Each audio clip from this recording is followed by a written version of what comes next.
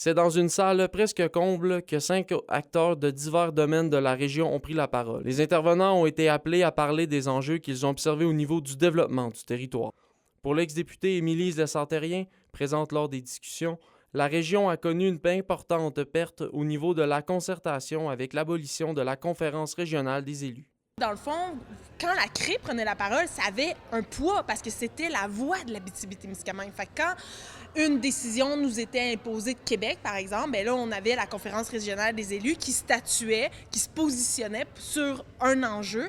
Et là, ça avait une force d'impact qui était vraiment importante. L'ancienne députée de Rouyn-Noranda-Témiscamingue constate également une perte de la souveraineté de la région. Selon elle, l'Abitibi-Témiscamingue n'a plus le plein contrôle sur les décisions en lien avec son développement. Dans un contexte de guerre tarifaire, elle croit qu'il y a une opportunité de reprendre le contrôle.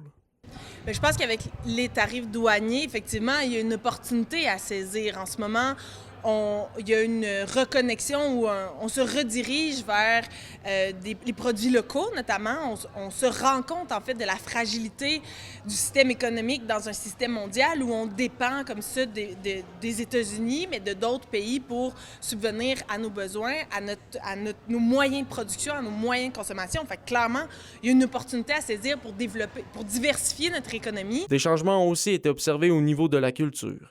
Bien qu'elle soit ancrée dans la région, ce domaine a connu une fragmentation au cours des dernières années. Pour la directrice du Petit Théâtre de Rouyn-Noranda, Rosalie Chartier-Lacombe, il est important de valoriser la culture dans le contexte actuel. On a plus que jamais besoin de sentir notre identité puis se développer un projet commun. Puis la culture, c'est le narratif qu'on se crée. Les panélistes misent beaucoup sur l'implication des jeunes dans leur démarche. Selon eux, ce sont ces jeunes qui seront la pierre angulaire du développement collectif du territoire. Olivier Morin, RNC Nouvelles, Rouyn-Noranda.